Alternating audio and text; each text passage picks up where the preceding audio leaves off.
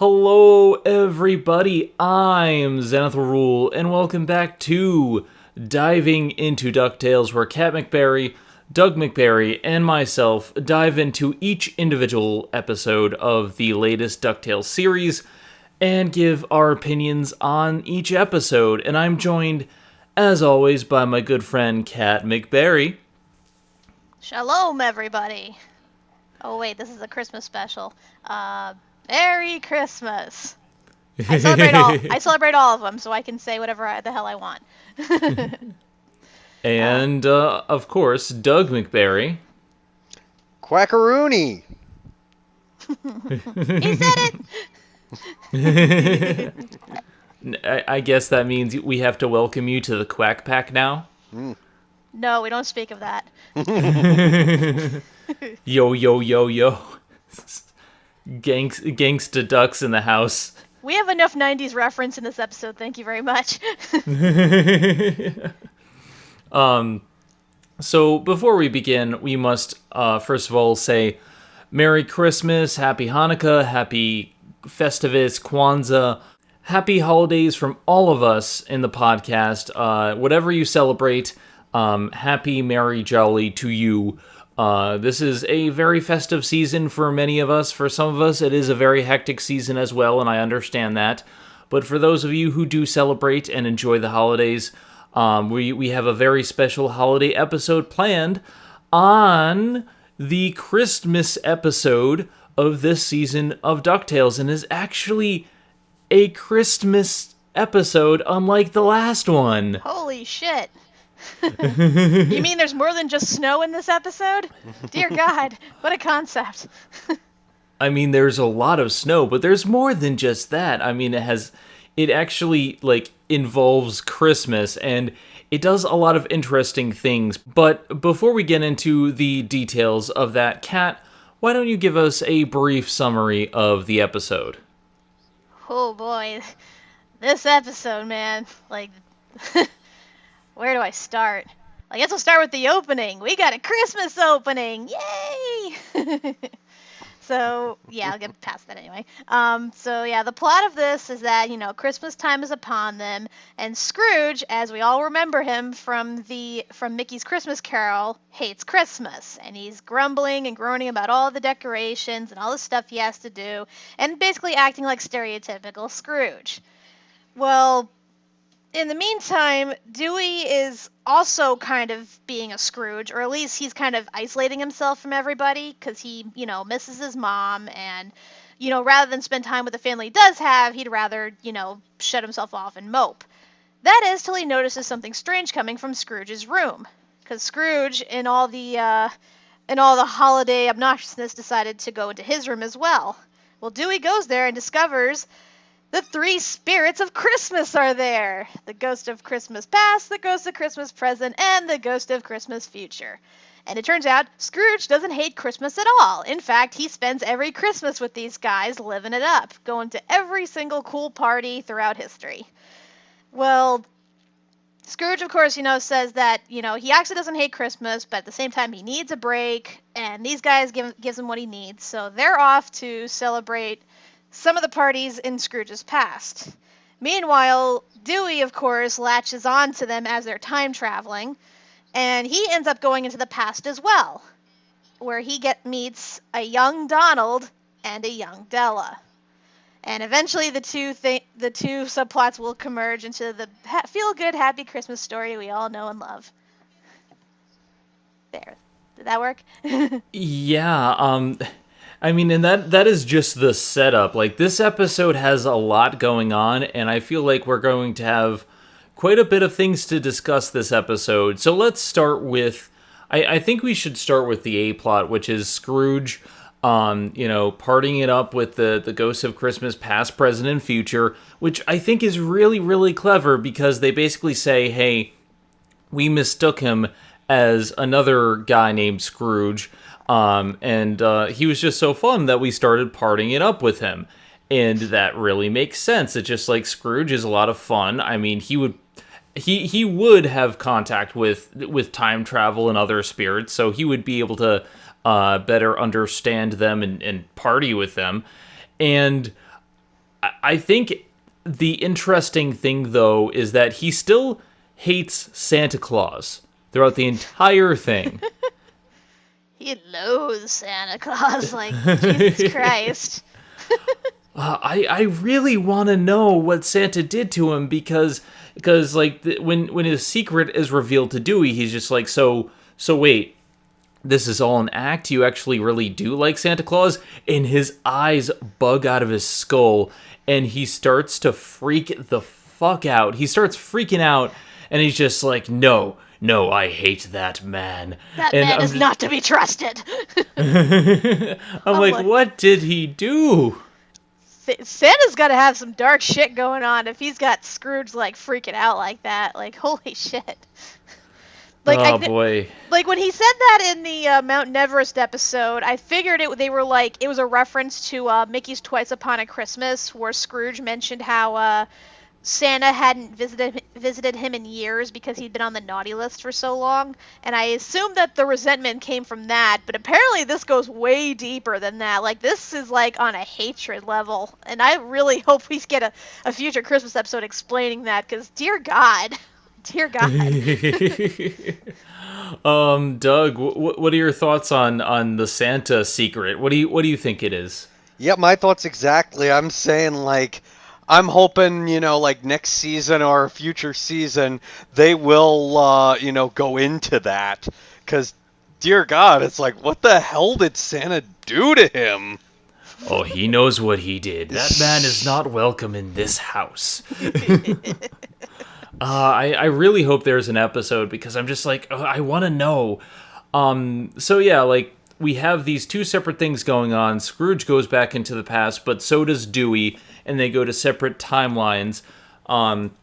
Scrooge ends up going to his old Christmas party, the first one that he had at his mansion. And another like silly little nod, he sees himself. And he nods. It's like old Scrooge, young Scrooge, and he just goes to enjoy the party. I'm like, yeah, he's basically immortal at this point. He would know he would time travel.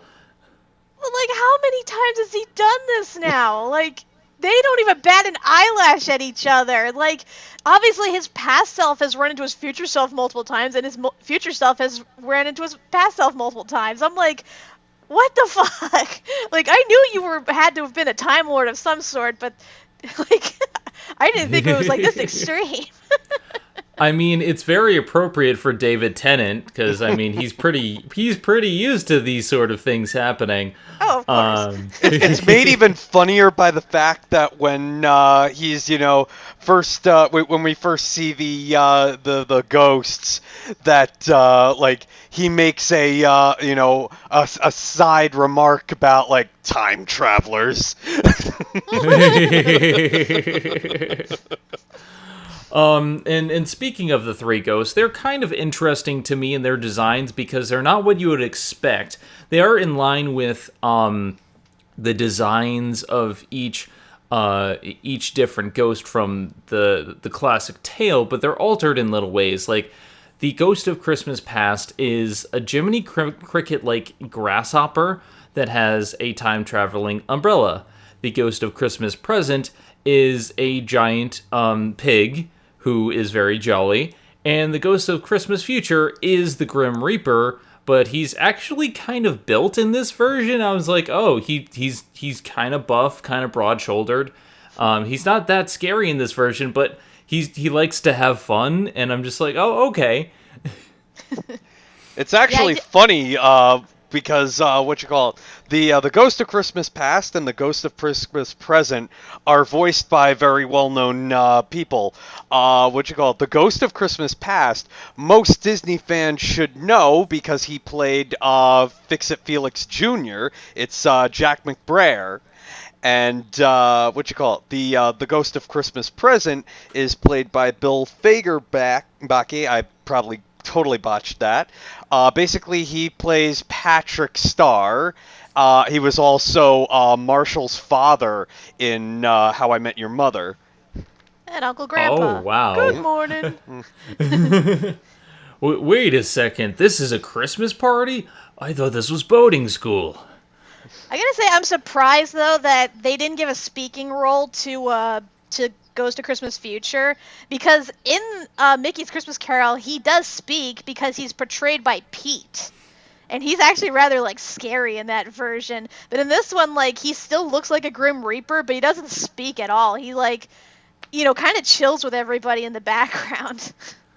Yeah, when they go off to the first party, he starts dancing with Mrs. Beakley, and she has like a little bit of a flirtatious like encounter with him. She's literally dancing with death, which makes so much sense for her character.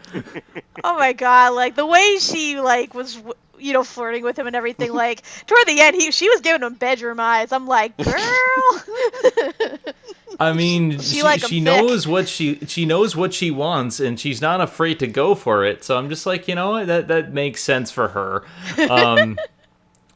At the first party, they start to have fun, but they quickly realize that Scrooge is the one who's not allowed to have fun at his own party, because this was the first one that he did, and a bunch of different investors were all in on his money stash. They all wanted him to invest in different projects and different things, and so he tried to duck away, but he couldn't. He saw Goldie at the party, but he couldn't get close to them. And then the Beagle Boys break in and rob him of his presents. Yeah, there were so many cameos in that party. Like you said, with the Beagle Boys, like they show Grandpappy Beagle, who was mentioned in the McMahon or McMystery episode, and you see him with the other Beagle Boys that we actually see in the original DuckTales. Like, what was it? You had like Bouncer, and you had Babyface, and you had that one guy who was into disco. Like, I thought that was pretty clever, because usually in the original DuckTales, a lot of them tend to be interchangeable depending on the episode and I guess whatever voice actor was available at that time. But I do like that they actually throw a nod to them, because you don't see any of them during the Beagle birthday party episode. So it was nice to see like a little throwback with that. And then, again, referring to the old DuckTales, there's a character that shows up. It was, what was his name? Sorry, I always forget this guy's name. It's Captain Farley Foghorn. Yeah, he showed up in the original a lot. He's basically the only other pilot that is probably a worse pilot than Launchpad. Like, he only shows up briefly, but I know it was him, and like he was in the episode that like my most hated original DuckTale episode ever. Like the way he captains like his vessels, like total facepalm. Total facepalm.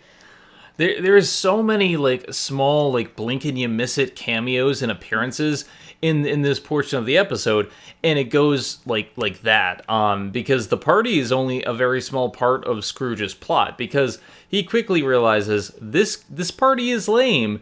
The Ghost of Christmas Present gets taken away with the Beagle Boys, and he's just like, I'll let it. I'm just gonna go party with them, and so the Ghost of Christmas Past takes them to a place where they can be alone in a snowy area, where there's nobody else, just him and a fire, and Scrooge realizes how boring that is. Now, before we get to the twist of the episode, Doug, what are your thoughts on this initial part of plot A? Oh God, I love it. I love, all the cameos there. Like, obviously you see the classic DuckTales characters. You see freaking you see Goldie. And it leads to Scrooge having a run-in with, apparently Kat said that it was somebody from the comics who's trying to get Scrooge to invest in something, but he's too fixated on Goldie to really care what the guy's talking about. And then, yeah, God damn it, I love Beakley flirting with death, with Ghost of Future. Oh my God, just everything about this is the best. And it's and then we cut to the next scene with the Ghost of Christmas past, and it's that does a total 180 all of a sudden. Yeah, like we have this great opening, and on its own, this is an enjoyable like portion of the episode. I had a lot of fun, and then we quickly realized that this is only a small portion of what the episode was going to do, and that there's a villain to this episode, which to me kind of took me by surprise because one, I wasn't expecting a villain, and two, I wasn't expecting it to be the ghost of Christmas past, who is resentful that Scrooge has started to connect with his family, so he isolated him from everybody else, and he plans to keep him here, secluded in this one area forever, so that he doesn't leave him like everybody else, because once people turn over a new leaf, he doesn't get to see them ever again. And wow. It's so sad, honestly. It's like, on the one hand, that's his job. He's supposed to, help people, like, realize their past and make themselves, better people in the future. But that kind of, like, leaves him alone all the time because, what use is he to them once they've learned their lesson? Like, that's really kind of sad. That is really sad, and it's understandable motivation. Like, I don't agree with what he's doing, but I can completely understand where he's coming from, and he's completely justified in going through with his actions. Granted, he doesn't really stand a chance against Scrooge because Scrooge kind of one-ups him pretty easily, but like this twist kind of came out of nowhere for me, and I'm like, oh, okay, like this is really, really cool. Doug, what are your thoughts? Yeah, that was like, wow, you really twisted it. Especially given, like, Scrooge actually did learn something from the experience. And then, like, all of a sudden it's like, nope, this was just an elaborate thing to kidnap you. It's like, Yeah, wow. The thing that's really funny about all this, though, is the fact that, the bad guy is played by a character that is based on one of the most wholesome, like, genuinely, like, good characters in Disney, Jiminy Cricket. He's Pinocchio's conscience. And he's voiced by a guy who voices a video game character who's the hero in his gang. So the fact that they took those two concepts and totally twisted it just made this, like, a genius twist. I love it. But this is something that's like never usually done with any of this stuff. Like, yeah, it's something that you wouldn't expect from the characters or from like anything that this person has voiced. But also, I don't think I can recall any time where the Ghost of Christmas Past or Present have been a villain in any sort of sense. And this twist kind of like it just blindsides you, and it's really well handled. But it doesn't end there. So, we'll get to that. we'll get to that. We have the A-plot ending pretty much here, where Scrooge, using his wits, takes the umbrella from the Ghost of Christmas Past because he says, "Oh, I'm having a lot of fun with this duel. I'd like to do it again." And the Ghost of Christmas Past humors him. And while he's busy, like, saying, oh, if you want to hang out with me, that's fine, Scrooge just takes his umbrella and leaves him alone in the snow. Now, B-plot time. Okay, so the B-plot, just as good as the A-plot, connects a little bit later, but Dewey finds himself in front of Duck Manor as well, but it's in the past, not quite as far back, because he sees in the he sees in the mansion a young Donald Duck. Now, okay, when I heard that a young Donald Duck was going to be in this episode, I was not expecting this. Donald Duck, when he was a kid, was an emo guitar player with like Nickelback posters on his wall, trying to be edgy and what? Trying to be grunge. Donald was grunge, like. Yeah, like he apparently is a huge Nirvana fan because they show a poster like of the what album was that? Sorry, hold on one sec. Yeah, they show like a spoof cover of like the Nevermind album by Nirvana. He's wearing like the symbol on his T-shirt. He's playing a guitar that's similar to Kurt Cobain. He even looks like Kurt Cobain with the plaid shirt and his hair all long and covered over his face. Like, it's like, wow, I wonder what time period we're in right now. Welcome to the 90s, and Donald Duck in the 90s. I just realized, too, how appropriate it is for Donald to be singing Nirvana's music, given how incomprehensible Kurt Cobain's songs are. Oh my god, it makes so much sense now. It's hard to barf Nargle's house with all these marbles in my mouth. And the other funny thing is that he is voiced by the person who voiced Huey, Dewey, Louie, and Webby in the original DuckTales series. So it's a voice that you recognize, and it's pretty close to Donald Duck's voice nowadays. And I'm like, this is perfect casting. Oh, you couldn't get any more perfect casting than Russi Taylor. Like, I always wondered in the back of my mind if we ever would see her in this, because, like, I knew it would be hard considering all the triplets and Webby are all voiced by, like, different people now, but seeing her as young Donald, like, knowing how she was in DuckTales, like, it's just so damn perfect. Like, gold star for, like, the casting choice in this case. 10 out of 10, perfect job. I was also getting a little bit of Lena vibes off of him. Maybe it's just the punk attitude, the grunge nature. But he definitely reminded me a lot of Lena, which made me wonder when she's going to factor back into things.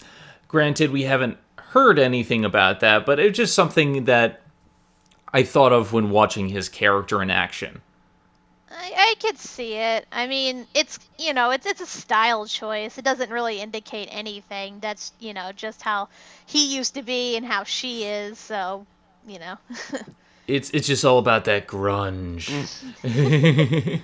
Also, I love how if you look in the background of his room, as you see like the posters, like including the Nirvana and the Geezer poster, like there's a hammer embedded into the wall. As you can see, he attempted to nail up the posters and failed horribly, so he just taped the rest of the posters up and left the hammer embedded in the wall. And there's also a sword embedded in the wall too. Yeah, I think that's on Della's side. She has like a map of the world, and she's like has a sword that's like stabbed into like a continent or something. Actually, real quick, another weird thing I noticed too, in their bedroom, there's like this giant shield, like this round gold shield. It's actually in the triplets room as well. Like, I know that's probably their same bedroom, but it's kind of weird that shield is still there, like long after the fact. Just wanted to point that out. So the B-plot of the episode primarily revolves around Dewey and Donald trying to find Della. Now, Della is off camping in the woods looking for Santa Claus. And Dewey wants to go see her because, he wants to actually meet his mom because he's never actually met her. And I can get behind this. I really can get behind this. Unfortunately, though, Donald doesn't want to see her for whatever reason. He doesn't want to hang out with his sister. Maybe he thinks girls have cooties. He's in that phase most boys go through, where they think they're too cool for everybody, and hanging out with family is lame, so they do their own thing. It's unfortunately a typical thing most kids go through. There's no girls allowed in this clubhouse. This is the clubhouse of grunge, and we gotta get our edgelord on. On a solo act. Yeah, keep telling yourself that. Yeah. Wait till you get to college. So they go out to the woods. They find that Della's tent is abandoned, and they see tracks in the woods, and they encounter a Wendigo. I was not expecting this monster on DuckTales, but considering Kat and I have watched a lot of this anime called Ancient Magus Bride, which is about a girl and a Wendigo. So we know a little bit more about Wendigos from that experience. And so, like, when I saw that, I'm like, oh, this is really interesting to use on DuckTales. What are they going to do with it? And hijinks ensue. And so Della and Donald have to work together in order to stop this creature. The B plot is really, really good, honestly. Like, the fact that they introduce a Wendigo, it fits with DuckTales, but it's also a creature that the non-Scrooge characters can face without too much training, because it is kind of a mindless creature. It is a creature that's been transformed by greed into just kind of a zombie. Like, it essentially attacks on instinct.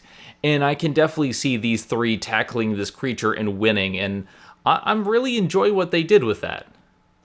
Yeah, it was a good fight, and I like we see the beginning of like Donald's fight style, with him like getting all red faced and then shouting incomprehensibly and just like zooming around his opponent before he beats the shit out of him. What do you think, Mr. Doug? Oh yeah. So first off, I want to say it's interesting that they went with a Wendigo, given its name, and that it seems to be all it can say aside from Scrooge. Again, we'll get to that.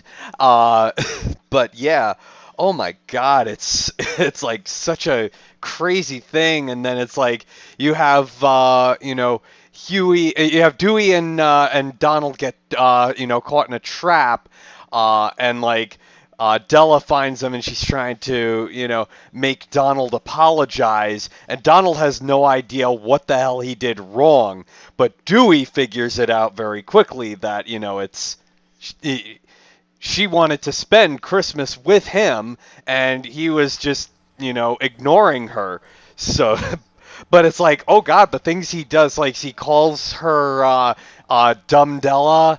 Dumbella. He says that he used her toothbrush to polish his combat boots, and I'm like, damn, why should she forgive him after that?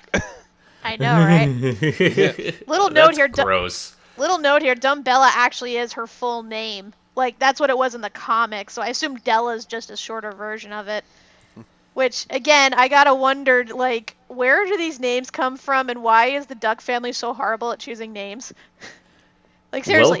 Welcome to the foreign name generator. Like, seriously, Scrooge, Dumbella, Dewford, Llewellyn? Like, come on.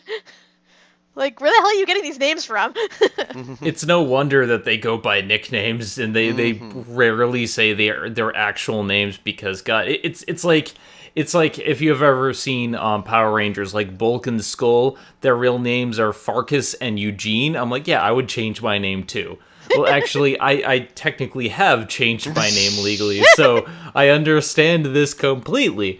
But yeah, this in and of itself is a great plot. I like that it actually ties together with Della and Donald coming closer together, because after this he agrees that he's going to spend Christmas time with her from now on, and they become closer. And there's some really nice character interaction with them, although Dewey tries to warn them of what's going to happen in the future, and they stop him because, Della realizes pretty quickly that he's a relative from the future, because Della's really smart, and apparently this is only the fourth weirdest thing that's happened on Christmas. But that makes me that brings up even more questions. Like, who the hell else did they meet that was time traveling? Did they meet the other siblings? Did they meet other Duck family members? Did they see like past and future Scrooge? Like, what the hell happened? Like, it just raises too many questions. True that. You've created a time paradox.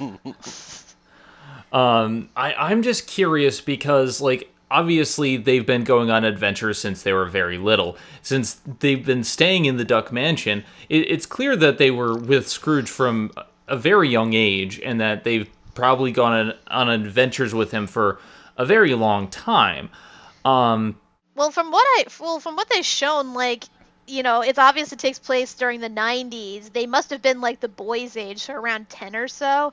And then they stopped adventuring when the boys were born. So they were adventuring for probably a good 30 or so years. So yeah, that's a long time. Wow. And like there's probably a new adventure like every other day for them, considering the world that they live in. So yeah, like there's some really nice interactions there, and we'll get back to that. Okay, so now we get to the second twist. Now, I was already kind of blown away by the first twist because I thought it was really, really cleverly handled. And I was not expecting anything from the B plot. Well, the B plot connects to the A plot. It turns out that the Wendigo was the ghost of Christmas past transformed by greed into this creature. And for years, it's just waited for Scrooge because, that was its obsession. Scrooge comes back, fixes everything, gives him back his umbrella, and the day is saved. But it just, that callback, how it bookends both stories together, I was extremely impressed. Doug, what do you think? Oh yeah, no, that was a very good twist, especially given, that we already had the initial twist.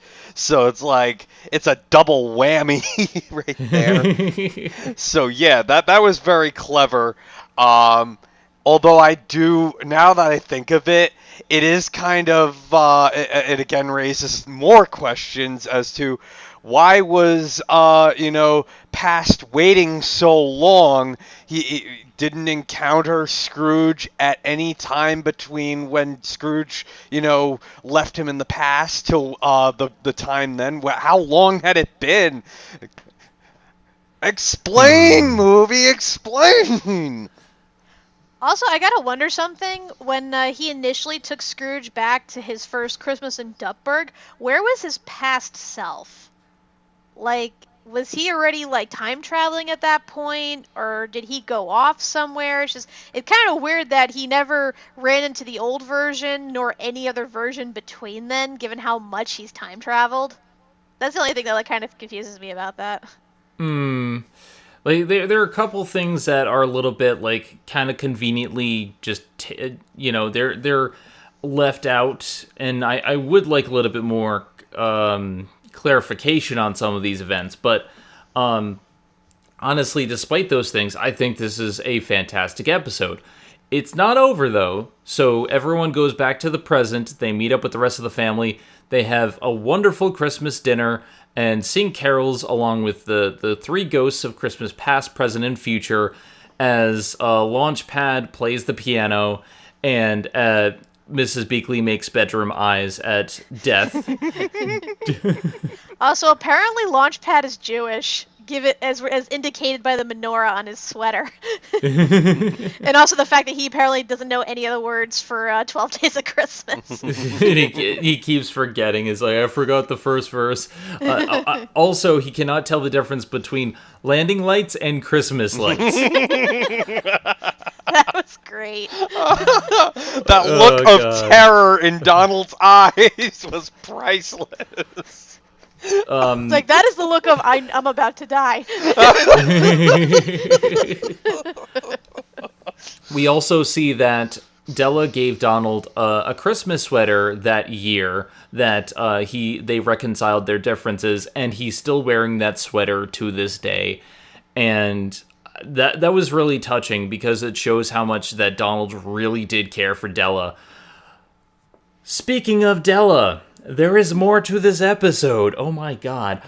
At the very, very end, Della makes another appearance. Present Della. She's still on the moon. She's just like, I'm gonna see you guys soon. And she gets to work. Now, Kat raised a good question. How are you breathing in space? They still haven't explained that. There's also little details I noticed, upon multiple viewings, too. One is the fact that the sleeve of her jacket is ripped and her one arm is bandaged. which makes me think like she must have crashed recently or something on the moon. That's the only way I can figure. Another thing is when she takes out the picture of her, Scrooge, Donald, and the nephews as eggs. There's a drawing on the back of it. There's like a drawing of like two like I guess little ducklings or something. One has really thick eyebrows. The other one has like a pointy head. Like I'm wondering what the significance of that is, because it's kind of weird that kind of just appeared on the back of that picture. Unless they're aliens or something. Like I was kind of surmising that it might be Gladstone, and I think you said the other one might be Feathery, based on what they looked like. I mean, that's a guess, but I mean, it's not like really indicating like any particular character or person or whatever. It's just, like I said, kind of weird that showed up on the back of the picture like that, because it could easily just be blank, but it wasn't. In addition to all this, I'm just kind of like, first of all, I am a little bit taken aback because I was not expecting this Christmas episode to be a story episode. It ties completely with the plot, and in more ways than one. Obviously, the B plot has a lot to do with the Della stuff and the character interaction, but the present Della showing up means this episode is not standalone. Everything in it matters, and that's actually interesting considering the nature of most Christmas episodes in television these days. Yeah, like this was like a cornucopia of things. I was like impressed by how many like references they tied together and still managed to make it a comprehensible storyline, which adds story and plot to the overall show. Like, especially for a Christmas episode, you never see that sort of thing. This episode was masterfully handled. The A plot and the B plot blended together, both had a clear end and a clear beginning and end, and bookended one another and tied into each other so well that it was seamless. It had two really incredible twists that I did not see coming, and it had great character interaction. It had overall it was a masterfully handled episode on its own. But as a Christmas episode, it's leagues above anything we've seen before. Now, granted, I don't think it is as hilarious as the 101 Dalmatians Office Supplies Christmas special, but that holds a special place in my heart simply because of her just throwing a copy machine out the window.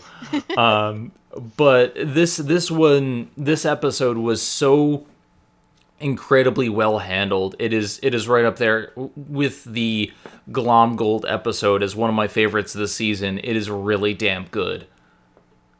Yeah, I wholeheartedly recommend this because this has something for everybody. It has stuff from the old DuckTales. It has stuff from Mickey's Christmas Carol. It has stuff from the comics. It has stuff from the video game. It has like references to the 90s, like and the Doctor Who references, and just, dear God, like pointing them all out would just take all day, but it's so amazing. Like, I was so glad that they're ending it on this note, because unfortunately we do have a bit of a hiatus ahead of us if past seasons any indication. So I'm glad that they leave off on a high note with this episode. Like, I am totally satisfied for the time being. I wholeheartedly agree with that. And Mr. Doug, what do you think? Oh, this is total redemption from last year. Like, if this is the apology for Mountain Everest, apology accepted and then some.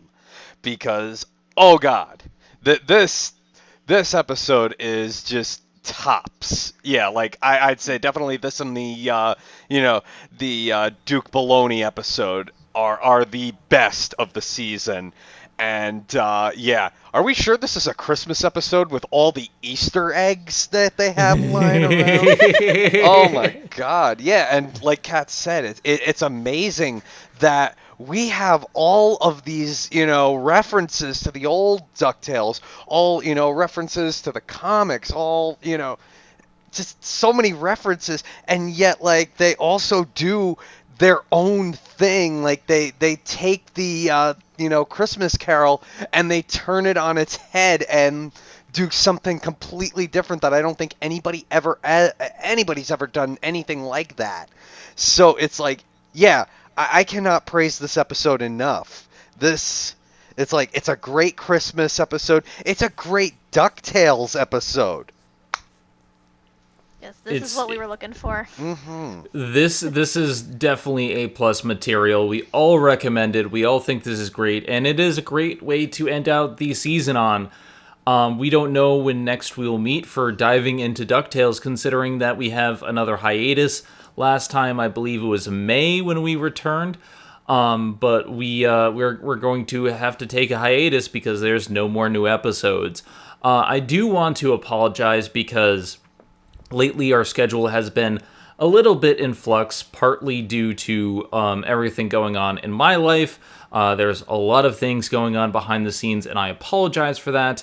There's other things going on with all of us at the moment too, but we just wanted to say thank you so much for watching. Thank you for your continued comments and support. Again, happy holidays, to everyone who watches the show.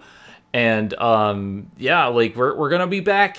We're gonna be back when the show continues for the second, and it's been built for a third season, so we will be back. However, in the meantime, I feel like we have been neglecting the Disney debate. For any of you who don't know what the Disney debate is, the Disney debate is a podcast that we run covering every single Disney movie, starting from the originals back in the 30s and working our way down the timeline, including, sequels and whatnot. And granted, we haven't put out a new episode since Halloween, where we did our Hocus Pocus Halloween special. And we're going to be hopefully doing a Christmas special this year as well. But we've been neglecting it. We're going to get back to our marathons. Next, we're covering the Absent-Minded Professor marathon, which ends with Flubber. You probably haven't heard of the Absent-Minded Professor, but Flubber is a modern remake of that. So I hope to see you all on that podcast. We have this is going to be our 75th episode coming up. So if you want to join us on that, we would be happy to have you. Kat, do you have anything to add to that? Just wanted to add, for all of you who watch current movies, we are doing an end of the year review for all of the Disney related releases this year. So we're reviewing all the Disneys, all the Pixars, Star Wars, Marvel, anything that falls under the Disney logo. So I believe we have about 10 films to cover this year. So join us for, I guess, a little bit past New Year's, where we discuss what we thought of each film and rate it from 1 to 10 in that regard. And Mr. Doug, do you have anything to add as well? I have nothing to add. Ooh. Well, then you might as well subtract. But do some quick maths. Carry the one. Divide and conquer. But anyway, we hope you all will join us as we continue with the Disney debate. For all of those who enjoy Diving Into DuckTales, again, we will be back, but it's going to be a little bit. Anyway, I am Zenith Rule. I'm Kat McBerry. I'm your fifth cousin, once removed from the... I'm Doug McBerry. And we will see you guys next time, probably in May, for the next Diving Into DuckTales, or we will see you for the next episode of the Disney debate. In any case, have a good one, guys, and always remember, when you time travel, make sure that you know what is going to happen, because in this case, butterfly effect and whatnot, time paradoxes were not a thing, but sometimes they are. You got to be careful about these timelines. Better said than done. And don't forget to bring a towel. You know what? Let's just forget the time travel. It never ends well. Yeah. Instead, I just want to wish everybody a Merry Christmas, a Happy Hanukkah, Kwezi Kwanzaa, a Tip-Top Tet, a solemn dignified Ramadan, a festive Yule, a Happy Saturnalia, a Festivus for the rest of us, and to everyone who doesn't celebrate any of that, happy shut the fuck up. There you go. To everyone, I hope you have a fantastic and wonderful day. If you are having, if your Christmas season isn't very merry because of things in your life, just know that we are here for you guys. We understand, and we hope you have a better time in the future. In any case, have a good one, guys, and we will see you in the future. In the future. Is it fiscally responsible to be both holly and jolly this Christmas? Hey, this is Megami33. Thank you for watching Zenith Will Review. Don't forget to like, comment, and subscribe for more awesome videos. If you like what you see, check out the Patreon page at patreon.com/ZenithWillReview.